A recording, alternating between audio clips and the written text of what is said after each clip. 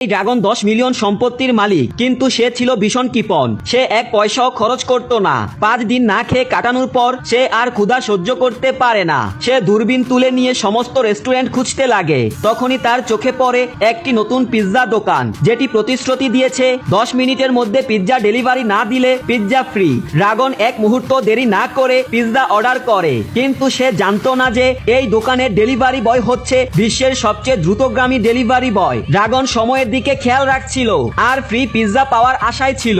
যখন সে দেখলো যে ডেলিভারি বয় রওনা দিয়েছে, তখন সে একটি লিভার টেনে একটি ব্রিজকে উপরে তুলে দিল, যাতে ডেলিভারি বয়ের রাস্তা বন্ধ হয়ে যায়। কিন্তু ড্রাগন অবাক হয়ে গেল যখন দেখলো ডেলিভারি বয় তার গতির জোরে ব্রিজ পার হয়ে গেছে।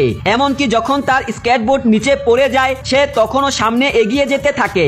সময় যেভাবে দ্রুত ফুরিয়ে যাচ্ছিল, ড্রাগন আরো লিভার টানে আর তাতে বিশাল পাথর আকাশ থেকে নেমে আসে এবং ডেলিভারি বয়ের পথ আটকে দেয়। কিন্তু ডেলিভারি বয় কেবল সেই পাথরকে এড়িয়ে যায়নি, বরং সেই চ্যালেঞ্জ কাজে লাগিয়ে তার গতি আরো বাড়িয়ে দেয়। শেষ পর্যন্ত ডেলিভারি বয় 9 মিনিট 59 সেকেন্ডেই ড্রাগনের দুর্গে পৌঁছে যায়। মন খারাপ করে ড্রাগন পিৎজার দাম দিতে যায়, কিন্তু ঠিক তখনই ডেলিভারি বয় হেসে জানায় যে আজ পিৎজা ফ্রি, কারণ দোকানের গ্র্যান্ড ওপেনিং চলছে।